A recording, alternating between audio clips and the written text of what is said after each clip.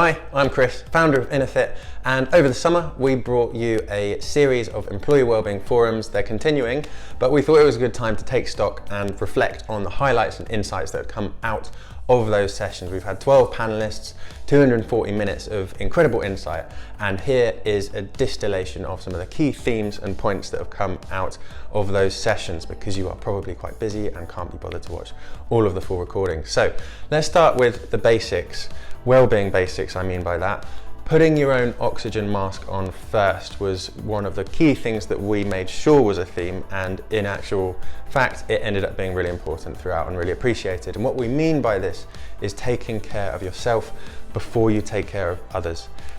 A lot of the people on the calls, by the nature of their role or the fact that they're just nice people, basically take care of others. It can be really easy to forget yourself. So put your own oxygen mask on first and take time to reflect. This was another thing that came out. Just even 30 seconds, 60 seconds, thinking about how you are feeling, honestly, is just a nice check-in, and then you can start to do something about it. But it's having that self-awareness of how you genuinely are in the moment that can be really, really powerful. So getting the basics right there. And on the top of that, thinking about the fundamentals. When I say fundamentals of well-being, I'm thinking about movement, nutrition, and mindset. For you, it might be something else. What does well-being mean to you? What areas are working well for you right now? And maybe what are the areas you could improve? If you could get a bit more movement in the day, that was typically one that came up quite a lot. Lots of sitting at the desk, different working environment, not setting boundaries and having a shut-off point at the end of a day. So if you can inject a little bit more structure to protect time for your own health and well-being, that's an incredible thing. And a lot of people did end up doing that, I'm grateful to say. And lastly, on the topic of putting yourself first, it's okay that none of this is going to work. You might have a plan, it's inevitably not going to quite work. So you can inject certainty and do your best to try and bring structure. But one theme that came through was that there are just going to be new obstacles that come up. No one really knows what's coming next, and that's okay. If you do fall off the wagon when it comes to health and well-being, forgive yourself and try and get back on. We will bounce back. We will turn challenge into adversity. So really positive note there on well-being basics.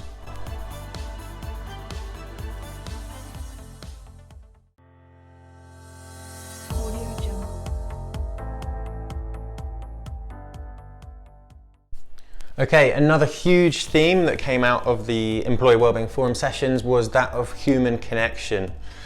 Many of us were lacking it horribly. Some people obviously living on their own, other people maybe having a bit too much of it, but human connection just was the thread that ran through every single session.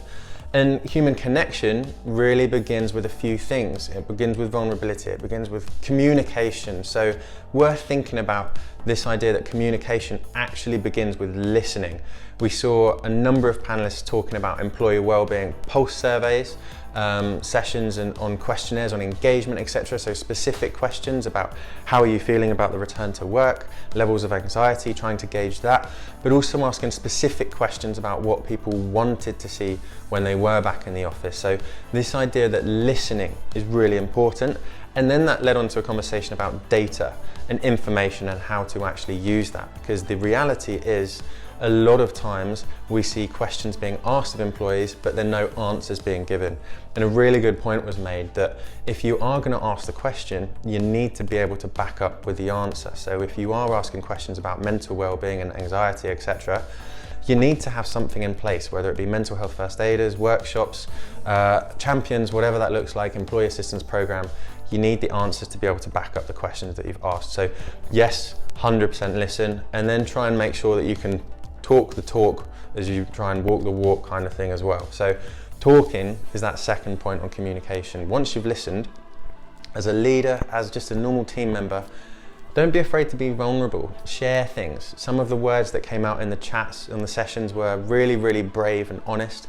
We had people open up about mental well-being, and it's so powerful because then you see the avalanche of other people start to open up, and you almost pave the way and make it clear that it's a safe and open space for people to talk honestly about how they're feeling. So human connection for me was another big thing that came through all of those sessions, and that's something to cling on to in the future.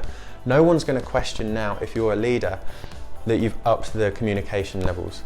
This is almost like a window in time where no one's going to ask any questions, because everyone knows that it's probably coming from a good place. So if you've got an inkling in there that you do want to step up the communication and you're doubting it, the theme that I took from some of the sessions was just be brave and do it.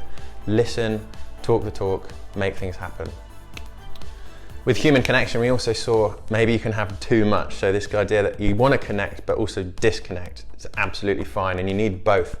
Yes, connect, have the Zoom calls. Face-to-face was mentioned that it did feel a little bit more personal, but also Zoom fatigue was a definite thing, and that came up in the first session. So this idea that disconnecting, protecting time where you're not going to have days where you're constantly on the phone or on Zoom. If you have to be talking, then can you do it as a walking meeting? Seemed to be a really simple idea that resonated a lot. So simple, keep connected, yes, but also know it's okay to disconnect.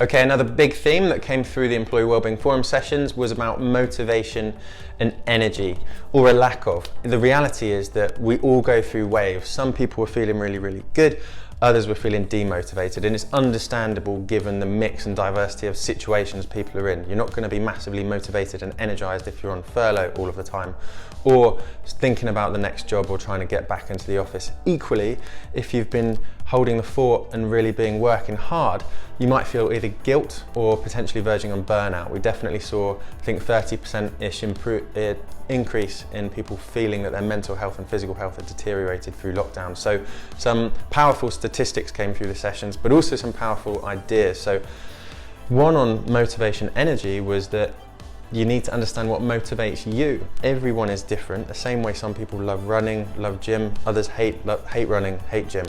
What motivates you was a really powerful question that was asked and a few people latched onto. Following on from that, maybe it's worth thinking about bright spots you've already got in place today. So things that are working well. And there were so many examples of that as we went through the sessions, whether that be from employee wellbeing and team perspective or an individual perspective. Some people had improved their sleep. Some people got into good habits after being in bad ones, potentially drinking too much in the early days. So these bright spots are well worth a look, because then you might start feeling a little bit better about things already working. Another powerful technique that came through with this idea of writing down things you're grateful for, writing down reasons why you can do it, or reasons you believe this is an important goal to you. So on the topic of goals, this last point on motivation and energy was really, really interesting. It's around injecting certainty when there is none. Whether you're a leader or again, you're just looking after yourself. What can you do to put milestones in place, to set boundaries, to set targets, when really there's limited structure anywhere at the moment? So look forward, plan ahead, think about the obstacles that might come up and work around it, because there will be them, but ultimately inject certainty, try and keep those motivation and energy levels up, and surround yourself with people trying to do the same.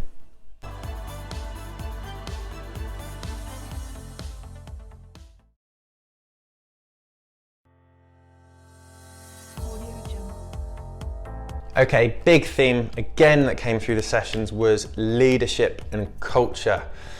At Infit, we believe that if you feel well, you work well, and so it follows that if you feel well, you lead well. So much came out on the topic of leadership, and why it matters right now is that there's so much uncertainty.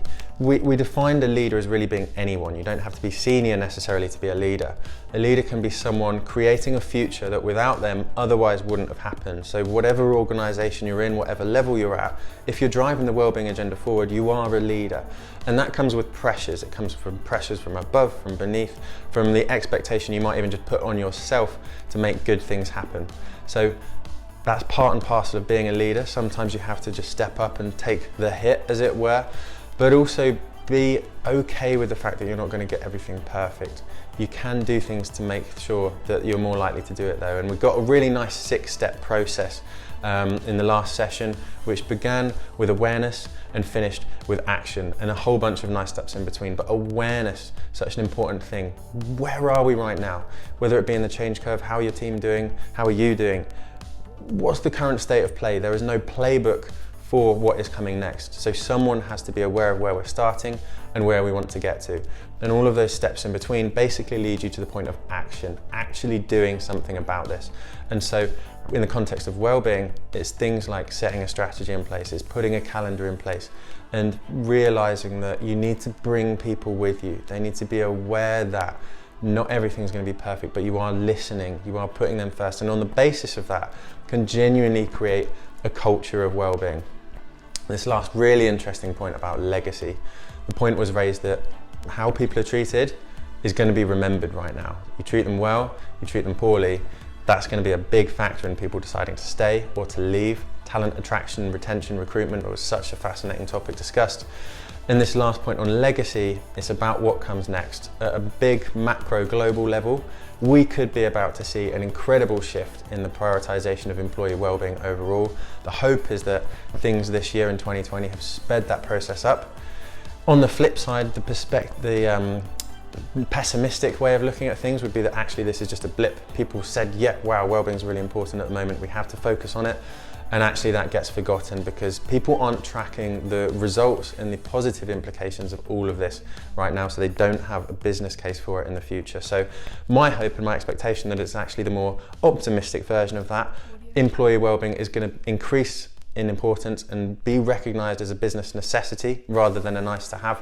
And that largely really is going to be dependent on the ability of leaders, whatever level, to create a culture of wellbeing in their organization, prove it works, and ultimately that just starts to snowball. So I believe that will happen. I hope you do too.